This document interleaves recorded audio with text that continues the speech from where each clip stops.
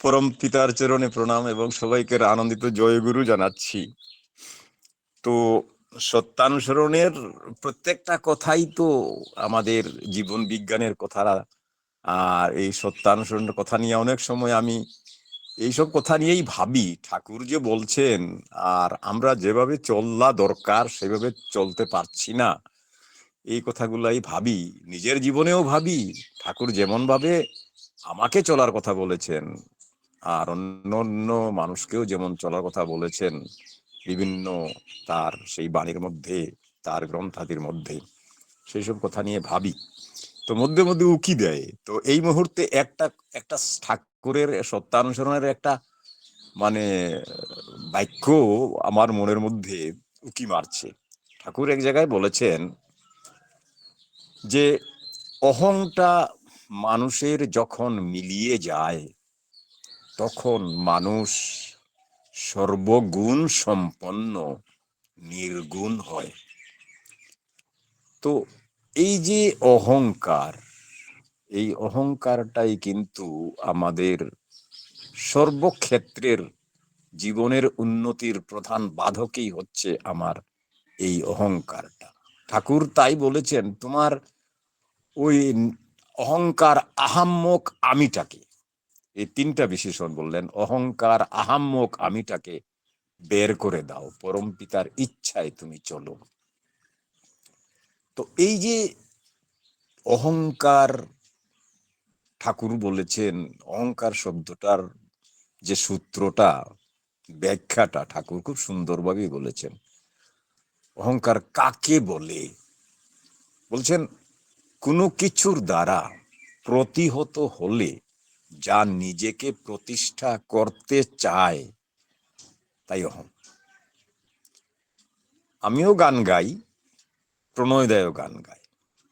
তো প্রণয়দায় যখন গান গায় তখন আমার মনের মধ্যে প্রণয়দার প্রতি একটা একটা সূক্ষ্ম একটা ঈর্ষার বোধ জাগে এবং ভাবি যে প্রণয়দায় তো গান গেয়ে আজকে বাবা পেয়ে, হাততালি পেয়ে পেয়ে যাচ্ছে আর আমি পেলাম না। তার মানে ওই ভাবটায়, আমার ভাবটাকে আমি সবসময় ভাবছি আমি নিচু হয়ে গেলাম, আমি ছোট হয়ে গেলাম। এই যে কোনো কিছুর দ্বারা প্রতিহত হলে যা নিজেকে প্রতিষ্ঠা করতে চায়, আমি আমি গান গেতে পারলাম না বা আমাকে গান গাইতে সুযোগ দেওয়া হলো না, আমিও তো গান গাইতে আমার ইচ্ছা হয়। ওই যে নিজেকে প্রতিষ্ঠা করার, অন্যের সামনে, অন্য অন্যের সামনে নিজেকে প্রতিষ্ঠা করে নিজেকে বড় দেখানোর যে প্রবণতাটা, সেটাকে বলা হয় অহংকার ঠাকুরের ভাষায়। কোনো কিছুর দ্বারা প্রতিহত হলে, যা নিজেকে প্রতিষ্ঠা করতে চায় তাই অহং। আর ঠাকুর বলেছেন এই অহংকারটা যখন মিলিয়ে যায় তখন মানুষ সর্বগুণ সম্পন্ন নির্গুণ হয়। তো এই যে সর্বগুণ সম্পন্ন হওয়া, আমাদের গীতা শাস্ত্রে কিন্তু এই তিনটা গুণের কথা বলা হয়েছে। আর সেই তিনটা গুণের বৈশিষ্ট্য কি এবং তার সেই খাদ্য কি, শতগুণী মানুষ, রজগুণী মানুষ, তমগুণী মানুষ, এই তিন রকমের মানুষের কথা বলা হয়েছে। এই মানুষগুলার বৈশিষ্ট্য কি? তো শতগুণী মানুষের প্রধান যে বৈশিষ্ট্যটা হচ্ছে, সে জ্ঞান, তার মধ্যে জ্ঞান থাকবে, সদাচারিতা থাকবে, সৎ জিনিসের প্রতি তার আসক্তি থাকবে, নিষ্ঠা থাকবে, বিশ্বাস থাকবে। এটা হচ্ছে শতগুণী মানুষের লক্ষণ। রজগুণী মানুষের লক্ষণ হলো সে আপাত সুখকর যে জিনিস, সেই জিনিসের প্রতি তার সে আকৃষ্ট হয়ে পড়বে। সে সর্বকর্মে তার উদ্যোগ থাকবে, বাড়িও করে ফেলবো, গাড়িও কিনে ফেলবো, বিয়েও করে ফেলবো। এই সর্বকর্মে, তার মানে এক কথায় বলতে গেলে এই রজোগুণী মানুষের আকাঙ্ক্ষা এবং লোভ, এইটা হচ্ছে রজোগুণী মানুষের লক্ষণ। আর তমোগুণী মানুষের লক্ষণ হলো আলস্য, নিদ্রা, কর্মের প্রতি অনীহা এবং একটা সামান্য কারণকে নিয়ে খুব খুব বড় করে এটাকে নিয়ে একেবারে ব্যস্ত হয়ে ওঠা, এটা হচ্ছে তমোগুণী মানুষের লক্ষণ। তো এই শতগুণ, রজগুণ, তমগুণ এটা প্রত্যেকের ভিতরে আছেই তারতম্য অনুসারে। কারো ভিতরে হয়তো শতগুণের অংশটা, মাত্রাটা অনেক বেশি, কারো কারো হয়তো শতগুণটা পার্সেন্টেজ হিসাবে হয়তো 20%, আর 70% হচ্ছে হয়তো রজগুণ, বা 30% হচ্ছে রজগুণ আর 70% হচ্ছে ওই তমগুণ। তো এই রকমের পার্সেন্টেজ অনুযায়ী মানুষের সত্তার ভিতর, মানুষের ভিতরে এরকমের এই গুণগুলা কিন্তু সমাবেশ, এই গুণটা কিন্তু মানুষের ভিতরে আসছেই। তো ঠাকুর বলেছেন যে এই গুণ যখন অহংকারটা মিলিয়ে যায় তখন এই মানুষ সর্বগুণ সম্পন্ন নির্গুণ হয়। আবার বুদ্ধিও, এই গীতা শাস্ত্রটা ঠাকুর বলেছেন গীতাটায় মানুষকে চালিয়ে নিয়ে যায়, গীতাটা উঠস্থ হওয়া চাই। সংস্কৃত গীতা যদি পড়তে না পারিস তাহলে কুমারনাথের বাংলা গীতা পড়িস, বুঝিস এবং অন্যকেও বুঝাস। তো আমি এই ছোটবেলার থেকে, আমরা তো বৈষ্ণব কালচারের মানুষ, আমাদের আমাদের বাড়িতে এইসব জিনিস চর্চা হতো, তাই এই ছোটবেলার থেকেই আমার এই গীতা পাঠের একটা মানে অভ্যাস আমার আসিল, আর তখন থেকেই এই গীতা পাঠ করতাম। তো এই গীতার মধ্যে কিন্তু এইসব মানুষের বৃত্তি প্রবৃত্তির কথা, মানুষের চলন চরিত্রের কথা এত সুন্দরভাবে বলা হয়েছে। তো এক জায়গায় লেখা হয়েছে, বলছেন যে এই মানে বুদ্ধি, গীতার মধ্যে এই 3 রকমের বুদ্ধির কথা স্পষ্ট রূপে বলা হয়েছে: সাত্ত্বিক বুদ্ধি, রাজসিক বুদ্ধি এবং তামসিক বুদ্ধি। সাত্ত্বিক ভাবের কথা কিছুক্ষণ আগে বললাম, রাজসিক ভাবের কথাও বললাম, তামসিক ভাবের কথা বললাম। এখন এই সাত্ত্বিক বুদ্ধিটা কি? গীতা শাস্ত্রে বলছেন সাত্ত্বিক বুদ্ধি হইল সেই মানুষগুলার মধ্যেই আছে যারা নাকি ধর্ম অধর্মর ডিফারেন্সিয়েট করতে পারে, বিবেকটাকে বুঝতে পারে ভালো করে, কর্ম অকর্মটাকে ভালো করে, কোনটা কর্ম কোনটা অকর্ম এটা ভালো করে বুঝতে পারে। তো এই কর্ম সম্বন্ধে সংস্কৃতে পড়েছিলাম একবার, হোয়াট ইজ সনাতন ধর্ম। অকৃতং নৈব কর্তব্যং প্রাণত্যাগে অপি সংস্থিতে ন চ কৃত্য পরিত্যাজ্য এষ ধর্ম সনাতন। সংস্কৃতে ক্লাস 9-এ পড়েছিলাম। তো সনাতন ধর্ম কি? কর্তব্য কর্ম কখনো ত্যাগ করিবে না, আর অকরণীয় যে কাজ সেটা জীবনেও করিবে না, এটাই হলো সনাতন ধর্ম। তো এই যে বলা হয়েছে সাত্ত্বিক বুদ্ধি, এইটা হলো সাত্ত্বিক বুদ্ধি, কর্ম অকর্ম নির্ধারণ করিতে পারার শক্তি এবং ধর্ম অধর্ম নির্ধারণ করার শক্তিটাকে সাত্ত্বিক বুদ্ধি বলে। এবং বৃত্তি এবং প্রবৃত্তি, এর সূত্র কি, এদের বৈশিষ্ট্য কি, এই বৃত্তি কাকে বলে, নিবৃত্তি কাকে বলে, এইসব যারা নাকি বুঝতে পারে সঠিকভাবে, বিষয়টাকে সঠিকভাবে যারা বুঝতে পারে, তাদেরকে বলা হয় সাত্ত্বিক বুদ্ধির মানুষ। আর 2 নম্বরটা হচ্ছে রাজসিক বুদ্ধি, তার অপোজিটটা, মানে সাত্বিক বুদ্ধির বিপরীতটা হচ্ছে রাজসিক। ঠিকভাবে নির্ণয় করিতে পারে না, কর্ম অকর্মটাকে ঠিক ভাবে করিতে পারে না, বুঝতে পারে না, নির্ণয় করিতে পারে না, এবং বৃত্তি প্রবৃত্তি এইসবটাকেও ঠিক বুঝতে পারে না।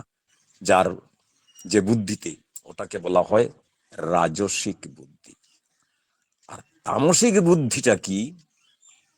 তামসিক বুদ্ধি হলো অধর্মটাকে ধর্ম বলিয়া প্রতিপন্ন করা, কর্মটাকে বাদ দিয়ে অকর্মটাকে কর্ম করা, সব জায়গাতেই একটা বিপরীত চলন, বিপরীত বুদ্ধি সব সময়। ঠাকুর এই একটা ছড়াতেও এরকম একটা কথা বলেছিলেন যে ভালো বললে উল্টো বুঝে।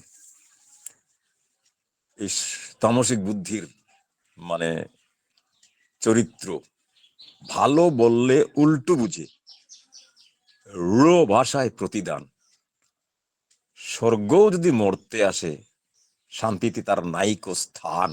ঠাকুর এইভাবে বললেন ছড়াতে তমগুণী মানুষের।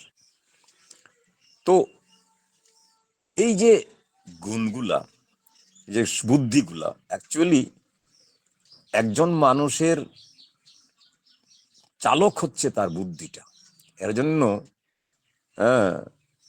গীতাশাস্ত্রে এই সাত্ত্বিক বুদ্ধিটাকে তুমি সাত্ত্বিক বুদ্ধি সম্পন্ন হয়ে চলার চেষ্টা করো।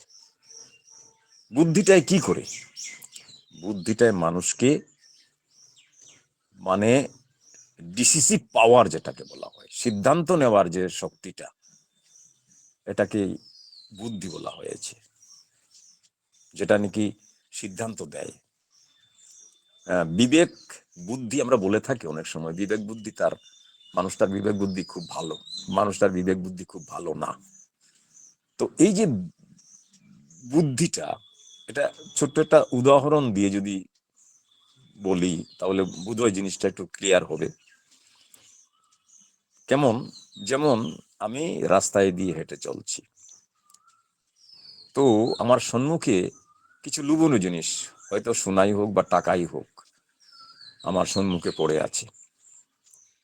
তখন এটাকে দেখে, কারণ আমার ইন্দ্রিয় সংযোগেই লোভ, আমার এই লোভটা কিন্তু ইন্দ্রিয় বশীভূত হলেই কিন্তু এই লোভের কর্ম সম্পাদিত হয়। আর ইন্দ্রিয়গুলাই কিন্তু সবসময় তার পরিতৃপ্তির জন্য চেষ্টা করে। আমাদের এই যে 10 ইন্দ্রিয় রয়েছে, কর্ম ইন্দ্রিয় এবং জ্ঞানেন্দ্রিয়, এই 10 ইন্দ্রিয় যে রয়েছে, তারপরে পঞ্চপ্রাণ, মন, বুদ্ধি, এইগুলা মানে মানে তাত্ত্বিক কথা আর কি, এই সূক্ষ্ম শরীরের কথা বলা হয়েছে। তো এই যে আমি যে লোভনীয় জিনিস, কিছু টাকাই হোক বা কোনো সোনা টোনাই হোক, আমার সম্মুখে পড়ে আছে, তো সাথে সাথেই সেই সেই জিনিসটা দেখার সাথে সাথেই আমার কিন্তু তার প্রতি একটা সাথে সাথে লোভের সৃষ্টি হবে মনের মধ্যে। একটা লোভনীয় জিনিস তো, তখন আমার মনের সাথে সাথেই একটা দ্বন্দ্ব, মন এবং বিবেকের মধ্যে, মনটার মধ্যে বিবেক থাকে তো, মনটার মধ্যে বুদ্ধি থাকে তো, তো এই দ্বন্দ্ব সৃষ্টি হয়ে গেল যে টাকাটা আমি বা সেই লোভনীয় জিনিসটা আমি তুলবো কিনা। তো আমার মন বলছে তুলে নে, কারণ মনটার মধ্যেই তো ষড়রিপু আশ্রয় করে থাকে, আর সেই ষড়রিপু পরিতৃপ্ত করাই হচ্ছে মনের মানে একটা সাংঘাতিক বড় বৈশিষ্ট্য। বলছে টাকাটা উঠাই আনি, তোর তো অনেক কিছু প্রয়োজন মিটবে এই টাকা দিয়ে। এদিকে আমার বিবেক বলছে না না, টাকাটা উঠানো দরকার নেই। কার টাকা? যে মানুষটার টাকা, সে হয়তো আফসোস করবে, আর সেই আফসোসটা হয়তো আমার ভিতরে এসে যন্ত্রণা দেবে, গতিকে দরকার নেই বাবা। আর তাছাড়া আমি যদি টাকাটা উঠে নেই, যদি কেউ দেখে ফেলে, দেখে যদি আবার কোন ঝামেলার মধ্যে পড়ি, পুলিশ টুলিশের ঝামেলায় যদি আবার পড়ে টড়ে যায়, কেউ যদি লাগিয়ে দেয় যে চুরি করছি আমি টাকাটা, তো এইসবের ঝামেলার মধ্যে গিয়ে এলাম না। এই যে মানসিক দ্বন্দ্বের মধ্যে আমি পড়ে গেলাম, টাকাটা উঠাবো কি উঠাবো না। তো এই দ্বন্দ্বের মধ্যে যখন বিবেকটা জয়ী হয়ে গেল যায়, তখন বুদ্ধি কিন্তু আর কাজ করে না, তখন ওই বিবেককেই জয় হয়ে যায়। বুদ্ধির কাজ হলো যে যদি সে বলে না উঠাইয়া নাও, মন বলবে বুদ্ধিকে বলে উঠাইয়া নাও, সাথে সাথে সে উঠাইয়া নিল। আর বিবেকে বলবে যে না, উঠানো ঠিক না। হ্যাঁ, তো এইভাবেই কি হয়, আমাদের বুদ্ধি আমাদেরকে পরিচালনা করে। তাই এই বিশুদ্ধ শুদ্ধ বুদ্ধি আমাদের দরকার। তো সাত্ত্বিক বুদ্ধি, রাজসিক বুদ্ধি এবং তামসিক বুদ্ধি, এই 3 রকমের বুদ্ধি আছে। এবং সুখও 3 প্রকার আছে। গীতা শাস্ত্রে বলছেন যে সুখ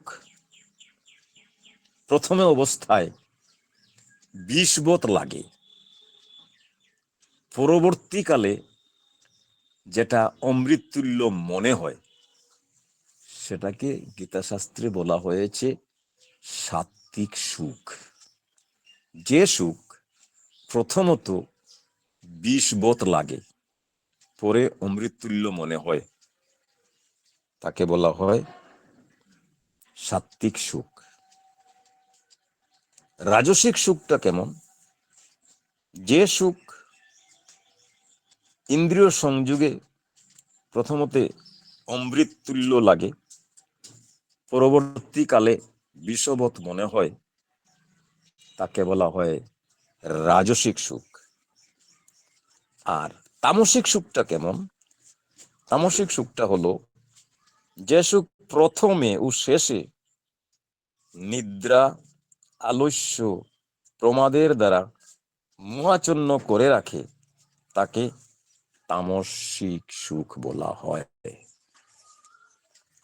তো তামসিক সুখ হলো আকাশ কুসুম কল্পনা। এই তামসিক ভাব নিয়েই মানুষ আজকের জগতে, বেশিরভাগ মানুষই তো তমগুণ সম্পন্ন।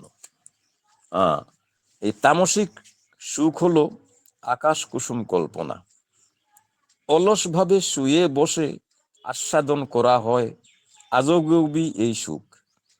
তামসিক ব্যক্তি শুয়ে শুয়ে ভাবে, একা খালি হাতে জঙ্গলে বাঘ মারছি, তাজমহলটা আমার, দেশের প্রধানমন্ত্রী আমাকে ভয় পায়। এই প্রকার অদ্ভুত অদ্ভুত সমস্ত আকাশ কুসুম কল্পনায় এরা সুখ আস্বাদন করে থাকে। তামসিক ব্যক্তিরা নিদ্রা, আলস্য, প্রমাদে মোহিত হয়ে দিন যাপন করে থাকেন। কর্তব্য কর্ম করতে গেলেই এদের যত অসুবিধা দেখা দেয়, হয় শরীর ঠিক নেই, নয়তো কাজটি ভালো নয়, আচ্ছা পরে করব ইত্যাদি নানান অজুহাতে বা আছিলায় কর্ম না করে এরা শুয়ে বসে সময় কাটানোতেই প্রকৃত সুখ খুঁজে পায়। এরা সর্বদাই অবসাদগ্রস্ত থাকে, কর্ম বিমুখ হন, পরের সমালোচনা ভালোবাসেন এবং আত্মসর্বস্ব হয়ে থাকেন। এরা বিপাকে পড়ে যেটুকু যা করেন তা চুরি, জুচ্চুরি, প্রতারণা, দেনা, ছল কপট, পরনিন্দা ও পরচর্যা, নিদ্রা, আলস্য, প্রমাদের জন্য মোহগ্রস্ত হয়েই তামসিক ব্যক্তিরা এই সমস্ত কর্ম করে থাকেন। এর ফলস্বরূপ এদের শুরু থেকে শেষ পর্যন্ত কপালে দুঃখই দুঃখ লেগে থাকে। অপমান, উপবাস, শরবত সবই এরা সহ্য করেন, কিন্তু নিদ্রা আলস্য ত্যাগ করতে পারেন না, কারণ এদের সকল সুখ ওই নিদ্রা আলস্যতেই উপভোগ হয়ে থাকে। এই হচ্ছে তামসিক সুখের প্রকার। আর সত্যানুসরণে ঠাকুর বলেছেন এই সুখ এবং দুঃখ, সুখ প্রসারণেই সুখ আর সংকুচই দুঃখ। তুমি হাজার করেও মানুষের দুঃখ নষ্ট করতে পারবে না যতক্ষণ পর্যন্ত তুমি হৃদয় থেকে সেই অভাবের বা চাওয়ার ভাবটা কেড়ে না নিচ্ছ, আর ধর্মই তা করতে পারে। মানুষ, ঠাকুর বলছেন দুই রকমের মানুষ আছে। এক রকমের মানুষ হলো মোবাইল ম্যান, চলনক্ষম ব্যক্তি, আর আরেক রকমের মানুষ হচ্ছে মোটাইল ম্যান, যারা চলৎশীল ব্যক্তি। চালালে চলে এমনতর মানুষকেই বলা হয় মোবাইল ম্যান। চালালে চলে এমনতর মানুষকেই বলা হয় মোবাইল ম্যান। আর নিজের চাগিদে চলে এবং চালায় তাদেরকে বলা হয় মোটাইল ম্যান। তো এই মোটাইল ম্যানটাই আমাদের সমাজে খুব কম। বেশিরভাগ মানুষই তো চালালে চলে। এই যে আশ্রমে আমরা যাই, এই সমস্ত মানে আচার্যদেবের সম্মুখে বসে থাকলেই পরে বোঝা যায় যে এই মোবাইল মানুষদের লক্ষণ। ঠাকুর জীবনের যত সমস্যা আছে, সর্ব সমস্যার বাণী তিনি দিয়েছেন বিভিন্ন ছড়ার মাধ্যমে, গ্রন্থের মাধ্যমে। সেই বাণীগুলাকে যদি আমরা নিজের জীবনে আমরা এগুলাকে জেনে নেই এবং জেনে নিয়ে সেইগুলাকে যদি আমরা এগুলাকে যথাযথভাবে পালন করে চলি, তাহলে তো আমার সমস্যার সমাধান আমি নিজেই খুঁজে বার করতে পারবো। কিন্তু মানুষ তো নিজের তাগিদে মানুষ চলে না, মানুষকে চালাতে হয়। এই মোবাইল ম্যানেই বেশি। আর ঠাকুর এই এই মোবাইল ম্যানদেরকে নিয়েই যত সমস্যায় পড়েছেন। আমরা দেখেছি মানুষকে হাজার করেও মানুষ, ঠাকুর বহু মানুষকে তিনি করেছেন। একটা একটা বাস্তব ঘটনার কথা বলি। আমি যখন প্রথম দীক্ষা নিলাম, দীক্ষা নেওয়ার পরে ঠাকুরের যখন নাম ধ্যান শুরু করলাম, হ্যাঁ, পরের পরের জন্য করাটাই হচ্ছে নিষ্কাম। তো পরের মানুষ বা আশপাশের বহুত মানুষ আসিয়া আমার কাছে অর্থ চায়, দাদা আমার মানে আজকে বিজনেস চলছে না, তো তাকে কিছু সাহায্য করলাম। এক গুরু ভাই, তার সংসার চলে না, তারপরে তার সন্তান জন্ম হয়েছে, সে সেই সন্তানের শৌচক্রিয়া করার জন্য তার পয়সা নাই। তো তাকে সে আসে আমার কাছে যায়, তো আমি হয়ে গেলাম মানুষের মানে টাকা যোগানদারি একটা ব্যক্তি।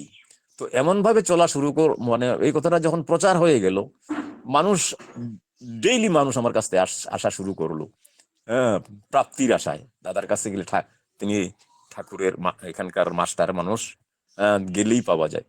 পরে দেখলাম যে আমার তো সাংঘাতিক সঙ্গীন অবস্থা। এখন তো সবাই ওই যে ঠাকুরের ওই কথাটা মনে পড়ে গেল যে তুমি হাজার করেও মানুষকে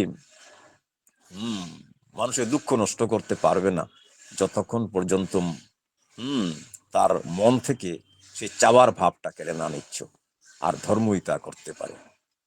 তো যে মানুষটাকে আমি দেই, ঠাকুর বলেছেন তুমি যাকে দেও সে যদি আবার অন্যকে যদি না দেয়, ঈশ্বরকে যদি না দেয়, মানুষের জনকল্যাণে যদি যদি না দেয়, তাহলে কিন্তু এই এই অবস্থাটা তার কোনোদিন সারবে না, দূর হবে না।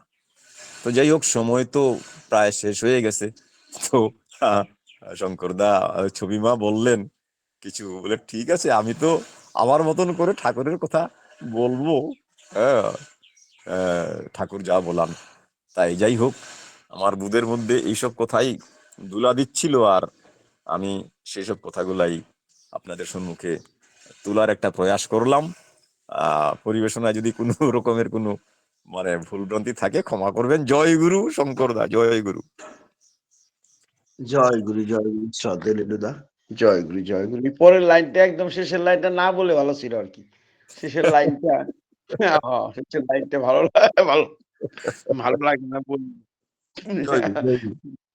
খুব সুন্দর, অপূর্ব অপূর্ব। মানে অহংকার থেকে দেখা শুরু করলেন আজকে পৃষ্ঠপ্রসঙ্গে। অহংকার লিলুদা একটু অফ করে দেন, লিলুদা একটু অফ করে দেন শব্দ। ওই অহংকার থেকেই কি হয় সে শুরু করলেন তিনি। তারপর তিনি সত্য রজ তম গুণরাজির কথা বলছিলেন। সত্য রজ তম ভাব, সত্য রজ তম মন, সত্য রজ তমর মানে সমস্ত সত্য রজ তম সমস্ত বিষয় নিয়ে তিনি বলছিলেন আজকে। বিশেষ করে এটার উপরেই বেশি জোর দিয়েছেন যে সত্য রজ এবং তম ভাবের ভাব, তারপর সেই মন। আর এই প্রকার মানুষ কিরকম, এই প্রকার মানুষ কি করতে পারে, কিরকম প্রকার হয়, সত্য রজ সম্পন্ন সত্য সম্পন্ন মানুষ কেমন হয়, রজ সম্পন্ন মানুষ কেমন হয়, তামসিক মানসিকতা সম্পন্ন কেমন হয়, তম আর কি তম সম্পন্ন মানুষ কেমন হয় সে কথা আমরা শ্রদ্ধা বলছি। সব কিছুতেই খাদ্য খাওয়ায়, আসা, পোশাক পরিচ্ছদে, চলন ফিরনে, কথায় বার্তায় সব দিয়ে ডিফারেন্স আছে এদের প্রতি মধ্যে। যেটা সত্য যারা সাত্বিক সম্পন্ন মানুষ তাদের কথা, রাজসিক মানসিকতা সম্পন্ন মানুষ তাদের পোশাক পরিচ্ছদ, খাওয়া দাওয়া, ভাব চরিত্র, চলন ফিরন সব আলাদা। এবং তামসিক মানসিকতা সম্পন্ন মানুষ যারা তারাও তাদেরও আলাদা, প্রত্যেকেরই আলাদা। তাই সত্য রজতম সম্বন্ধে আজকে আমার শ্রদ্ধা দাদা বিশদভাবে বলছিলেন, অসাধারণ ভাবে। আবার মানুষের আবার আরেকটি আছে, ঠাকুর বলছেন মানুষ দুই ধরনের মানুষ আছে, একটা হলো জীবকোটি মানুষ, আর একটা হলো ঈশ্বর কোটি মানুষ। ওই ঈশ্বর কোটি মানুষ মানে জীবকোটি মানুষ man of complex, man of desire. Thakur বলছেন মানে জীবকোটি মানুষের বৃত্তি মানে জটিলতার মানুষ, বৃত্তি প্রবৃত্তির মানুষ বলছে ঠাকুর। আবার আবার একটা জীবকোটি মানুষ, ঈশ্বর কোটি মানুষ একটা আছে। আবার এই পৃথিবীতে মানুষের আর একটা ভাগ আছে, সেটা হলো ঈশ্বর কোটি মানুষ, প্রিয় পরমের মানুষ, নিষ্ঠার মানুষ, আনুগত্যের মানুষ, কৃতির মানুষ। ঠাকুর বলেছেন তারা ঈশ্বর প্রেমে আবদ্ধ হয়ে থাকতে চায়। ঠাকুর বলছিলেন সেই রকম সত্য রজতম গুণ মানুষ প্রত্যেকের ভাগ আছে। সে কথা খুব সুন্দর করে বলছেন, গীতায় কি বলা আছে সে কথা দাদা, আমার শ্রদ্ধা দাদা কি সুন্দর করে বলছিলেন, এত সুন্দর করে বলছিলেন, মন একদম ভরে গেল। আর পরবর্তীকালে নিজের একটা ঘটনা বলে একটা তিনি বলছিলেন, সেই গীতারই কথা বলতে বলতে নিজের জীবনের ঘটনা বললেন। প্রথম অবস্থায় দীক্ষা নিয়ে তিনি যখন তার কাছ থেকে মানুষের আর মানে চাওয়ার শীষ ছিল না, মানে দান মতো হয়েছিল অবস্থা। কিন্তু পরবর্তী দেখলেন যে মানুষে এই করে সম্ভব না। তাই তিনি পরবর্তীকালে ঠাকুরের সেই কথাটা বললেন, ওই যে ঠাকুর বলছেন তুমি হাজার করে মানুষের দুঃখ নষ্ট করতে পারবে না যদি মানুষ প্রক্রিয়াতে তার হয়ে উঠতে না পারে। কি সুন্দর ইষ্ট প্রসঙ্গ, খুব সুন্দর করে সহজ সরল ভাষায় আমার শ্রদ্ধা আমাদেরকে বলেন ইষ্টের কথা, গীতার কথা, প্রিয় পরমের কথা, সনাতন ধর্ম কি সেটা নাইনে পড়েছেন, মনে আছে এখনো। আমরাও তো নাইনে পড়েছি, আমার মনে নেই, কিন্তু দাদার কিন্তু মনে আছে। সংস্কৃতির প্রতি দাদার খুব রাগ ছিল, মানে বোঝা গেছে আর কি। আমাদের তেমন রাগ ছিল না, আমরা একটু ছোট থেকে অন্যরকম ভাব ছিল, তো তাই রাগ ছিল না, পড়তে লাগে পড়ছি আর কি ওই সময়। কিন্তু আমার মনে নেই, কি সুন্দর দাদার মনে আছে। জয় গুরু শ্রদ্ধা দাদা, পরম পিতার চিচরণে আপনার সুস্থ স্বাস্থ্য নিরোগ জীবন কামনা করি। জয় গুরু, জয় গুরু দাদা, জয় গুরু। জানো এই প্রার্থনা। আরো আপনি আমাদের সঙ্গে, আপনি তো প্রতিদিন আমাদের সম্মুখে বলেনই, শুনি আপনার সেই যে ঠাকুর সম্বন্ধে, মানে যে আপনি জেনেছেন ঠাকুরকে ভালোবেসে, যে তার সঙ্গে সঙ্গ করে আপনি যে এখনো কেমন করে মানে যখনই মনে হয় তখনই দেওঘর চলে যান। এই যে জার্নি হোজাই কম দূর নাকি দেওঘর থেকে, এই যে জার্নি করে সবসময় ইষ্টপ্রেমে আপ্লুত হয়ে আপনি চলে যান এই বয়সেও। আমরা এখন ভয় করি মাঝে মাঝে যেতে, যে এত দূর যেতে হবে, গাড়ি ঘোড়া কত কষ্ট করি। কিন্তু আপনি কিন্তু না, সবার ঊর্ধ্বে প্রিয় পরম, তাকে নিয়ে সবসময় আপনি থাকতে চেষ্টা করেন। এই যে আপনার আকুতি আপনাকে বল দিয়েছে, শক্তি দিয়েছে, মন জোর করে মনে মানে একটা ভাব দিয়েছে যে আমি করবই। খুব ভালো থাকুন, সুখে শান্তিতে আনন্দে ভরপুরে থাকুন, এবং আরো বহুদিন আমাদের সঙ্গে থাকেন। আমরা আপনার কথা শুনতেই থাকবো। প্রিয় পরমের চরণে এই প্রার্থনা। জয় গুরু শ্রদ্ধা দাদা, খুব ভালো জয় থাকবেন। জয়। জয় গুরু, জয় গুরু শঙ্কর দা, জয় গুরু।